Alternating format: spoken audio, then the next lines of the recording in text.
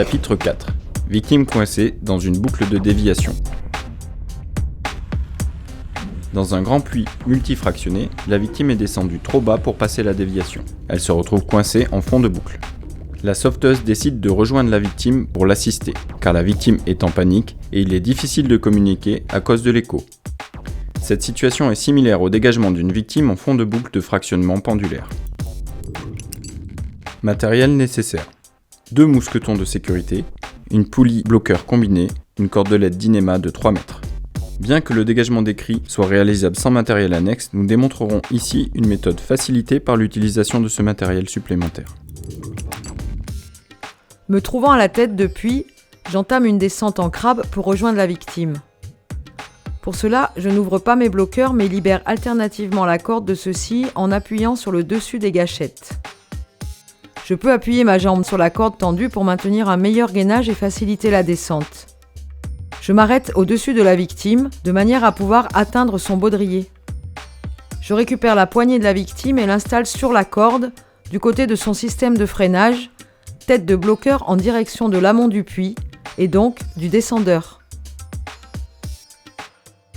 Je connecte ma poulie bloqueur à ma poignée avec l'aide d'un mousqueton de sécurité, et déverrouille la gâchette de la poulie.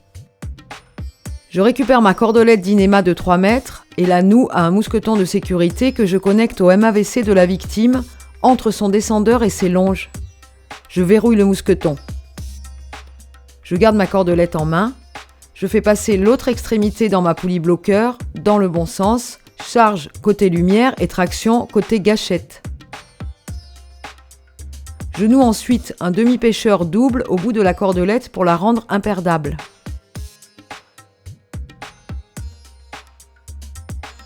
Je peux alors remonter sur la corde jusqu'au niveau de l'amarrage de la déviation.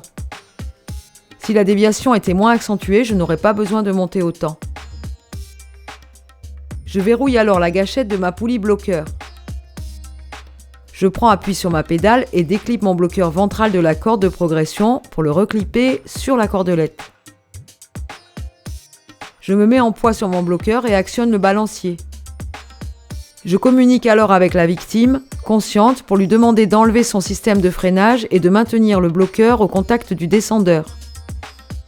En cas de rupture de la cordelette, cela assurera sa sécurité. Je prends appui sur ma pédale pour remonter mon bloqueur ventral sur la cordelette. Je peux installer mon bloqueur de pied sur la cordelette pour faciliter l'actionnage du balancier. Je continue de remonter la victime, tout en veillant à ce qu'elle fasse coulisser la corde dans le bloqueur, maintenant celui-ci au contact du descendeur. Je remonte la victime jusqu'à moi. Je décroche sa poignée en gardant la corde en main, puis réalise une clé complète sur son descendeur.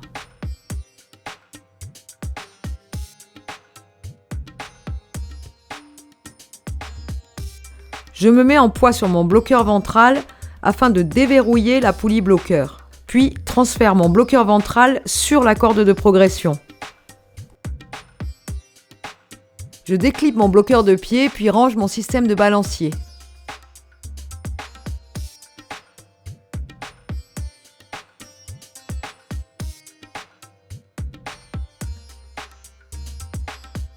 Je passe la déviation en me servant du ballan.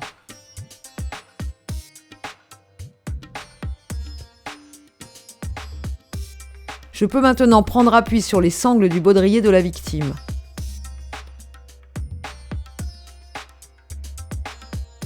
Je me longe court au MAVC de la victime, à gauche, doigt du mousqueton vers l'extérieur. Je retire mon bloc poignet. Je déclipe mon bloqueur ventral de la corde pour l'installer au plus proche de la victime sur ma petite longe. Je descends délicatement sous la victime.